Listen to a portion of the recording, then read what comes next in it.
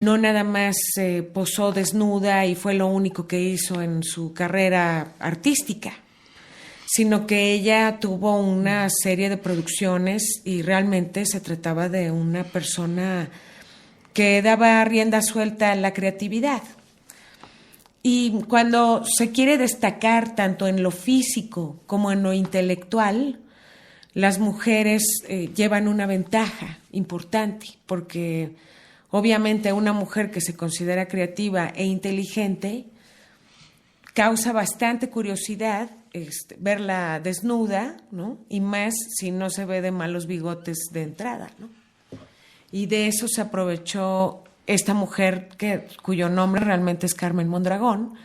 Ella realmente se aprovechó de esta característica, igual que se hace muchísimo por parte de muchas mujeres que explotan sus atributos físicos para obtener pues privilegios, ganancias, ventaja y similar. Claro, porque eso sí, los hombres de su época que se expresaron alguna vez de ella, se expresaban de ella en términos enteramente físicos, ¿no? Se referían a su belleza, a sus ojos, a su cuerpo, a sus nalgas. Era un objeto del deseo público de su círculo social. Ella era deseada, ¿no? Varias personas, pues, se acercaron a ella, por supuesto. Y ella evidentemente, ella misma se reconocía a sí misma seductora. Ella lo refleja en sus poemas, habla de sí misma y de toda su gran belleza y erotismo y se retrata a sí misma. Entonces, sí, ella se empezó a configurar como el objeto de su propia obra artística. O sea, si este señor, doctor Atul, pintaba paisajes y le gustaba ir sobre todo a sobrevolar en avioneta, si no me equivoco, ¿no? El volcán para retratar, ¿no? Esta mujer lo que quería era retratarse a sí misma y quizás a sus fantasías, ¿no? Ella se convirtió en el objeto de su propio arte y por eso tantos autorretratos. Ella misma se consideraba el objeto de deseo que era causado por ella misma, ¿no? En las mentes de los demás. Y se hizo muy buena publicidad.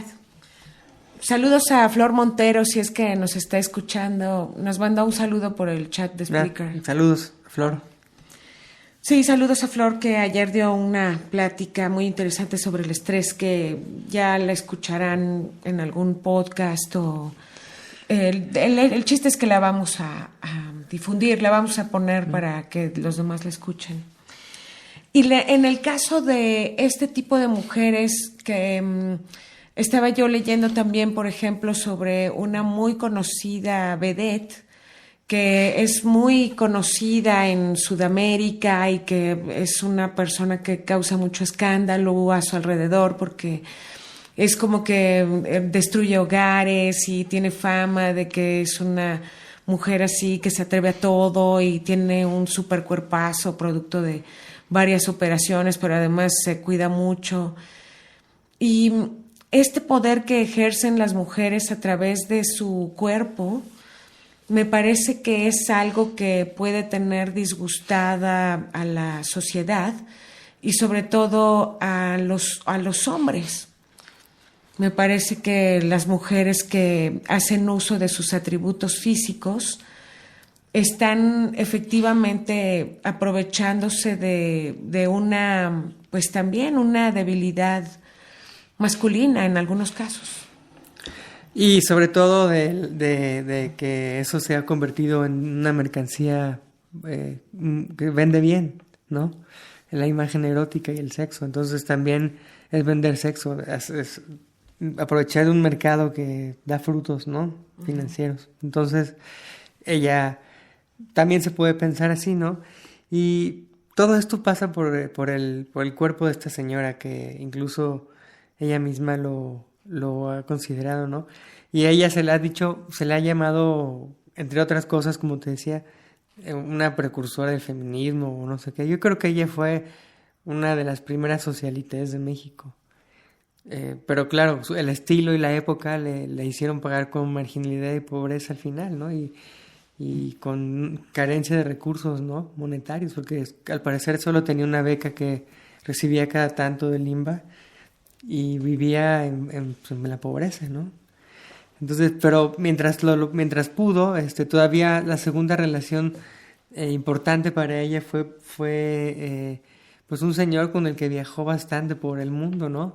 Y que desgraciadamente murió, estábamos leyendo que porque comió mariscos y le hizo daño mucho al grado de que se murió. Y entonces Nahui pues quedó muy triste de esa muerte, no se lo esperaba. Este señor, esa pareja nueva, la más importante al parecer después de Dr. Atle, fue retratada también, ahí está en la obra de Nahui Olin. Un señor así como muy moreno, ¿no? Como un marinero. Claro.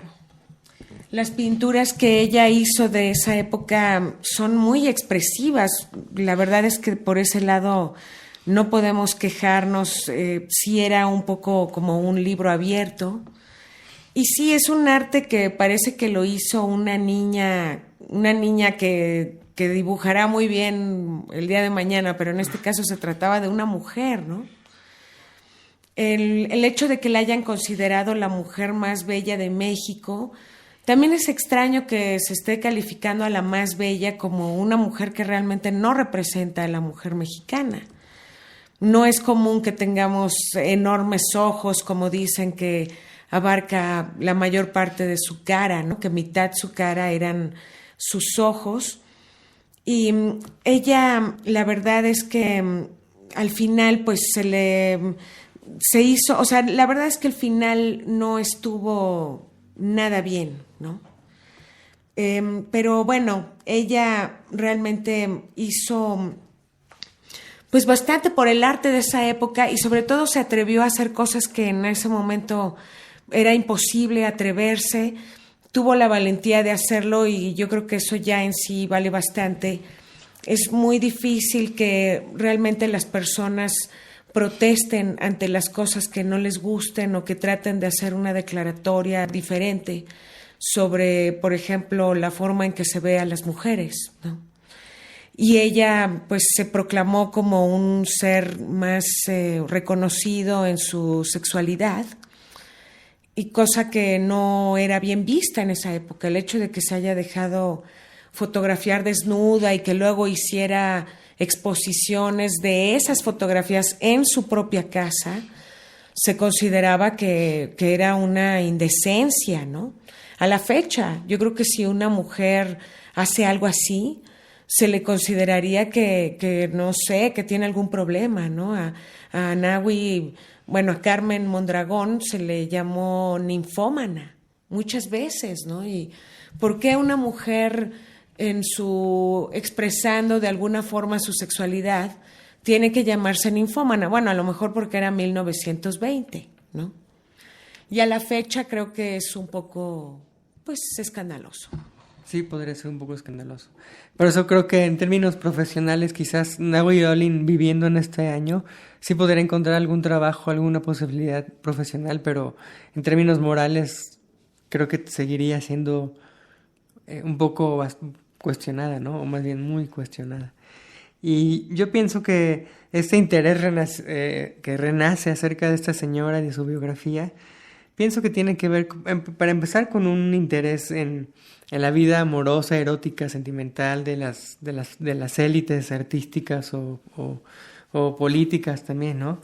Nahui es un gran caso de una mujer que formó parte de una élite intelectual y artística de su época, y quienes la recuperan ahora pues ven en ella un modelo de mujer que les permite exaltar virtudes que para estas escritoras deben exaltarse en las mujeres, como es, a fin de cuentas, la fuerza de carácter, la autodeterminación, la libertad. O sea, es un discurso más contemporáneo que nos intenta explicar quién es esta señora, ¿no? Entonces se enaltecen las figuras femeninas, ¿no? O sea, que Poniatowska escriba de ella o de otras personas, o de las biografías escritas de mujeres, por mujeres sobre Sor Juana, por ejemplo, ¿no? O sea, se trata de enaltecer figuras femeninas y enaltecer en particular virtudes femeninas, en un esfuerzo por entender cuál fue la circunstancia de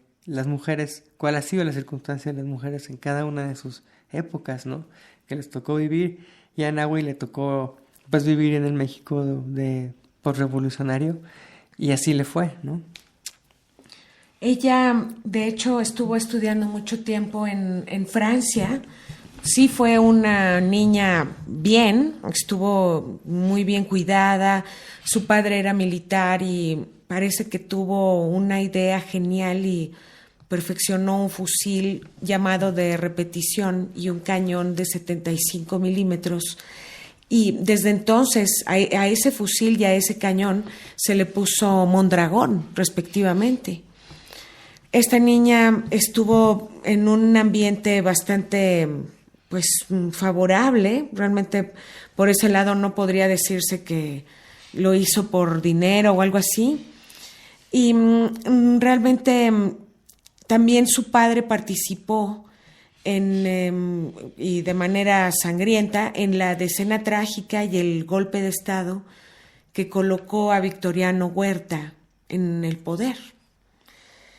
Y luego resulta que se casó esta mujer, aunque ella a los 10 años escribió muy joven, dándose cuenta que a lo mejor la daban en matrimonio sus padres por conveniencia a alguien, puesto que esas eran las costumbres, y ella se rebeló ante eso, diciendo que renegaba de la autoridad que la hiciera casarse con alguien a quien ella no quisiera. Pero parece que este marido tenía un comportamiento, pues no propio de un marido enamorado de una mujer tan bella como dicen que era Nahui, ¿no? Bueno, es que hay tantas hipótesis. Yo creo que es parte del atractivo y donde se puede sacar jugo de esta historia, ¿no? Quizás las editoriales que editan libros sobre biografías. Imagínate el descubrimiento de un nuevo archivo que nos lleve a entender un fragmento oscuro de la vida de esta señora, como por ejemplo ese, ¿no? Se ha especulado que en realidad su primer esposo no tenía interés en tener relaciones sexuales en general con mujeres porque él se sentía atraído por los hombres. Entonces su matrimonio estaba de entrada fracasado y a él no le interesaba sexualmente su mujer, que en ese caso que en ese momento era Carmen Mondragón. Y también hay muchos pasajes, otros oscuros, ¿no? Que no se conocen, pero nada más con tener el enigma ahí escrito es suficiente para darle a esta mujer, mantener en esta mujer ese halo de misterio, ¿no? Y de interés. Sí. De hecho, creo que ella quería, pues, casarse con él desde que lo vio. Vio que este hombre iba al colegio militar, pero que no le gustaba esto de las armas y que, en cambio, más bien quería ser diplomático este muchacho. Y entonces utilizó el padre su influencia para solucionar la vida de Rodríguez Lozano y le consiguió magnífico puesto en la Secretaría de Relaciones Exteriores y luego le concedió a su hija en matrimonio, pero Nahui creyó adivinar inclinaciones homosexuales en su prometido y trató de suspender la boda, pero ya no se pudo porque socialmente hubiera estado muy mal, y después conoce al doctor Atl, que la conoció en una fiesta y aunque él era casi el doble de edad que ella, de inmediato se formó en la fila de admiradores. Y cuando conoció a Nahui por primera vez, dijo: entre el vaivén de la multitud que llenaba los salones, se abrió ante mí un abismo verde como el mar, profundo como el mar, los ojos de una mujer. Yo caí en ese abismo instantáneamente. Ándale. ¿Ves? ¿Qué tal estuvo eso? Pues ese señor estaba muy caliente. Se sentía muy atraído por Carmen. Sí. Pero no solamente era él, y decíamos que se refieren, al parecer, los hombres contemporáneos de esta señora como a partir de su apariencia física. Incluso, al parecer, Diego Rivera fue otra víctima de Nahui Olin, porque aunque no lo hizo de manera abierta, yo creo que porque Frida Kahlo le hubiera dado con un palo, pero Diego Rivera hizo aparecer a Nahui Olin en diversos lugares, incluso en alguno de sus tantos murales aparece Nahui Olin representada solamente con un ojo verde, ¿no? Y aparece en otros murales. Nahui siempre fue modelo de para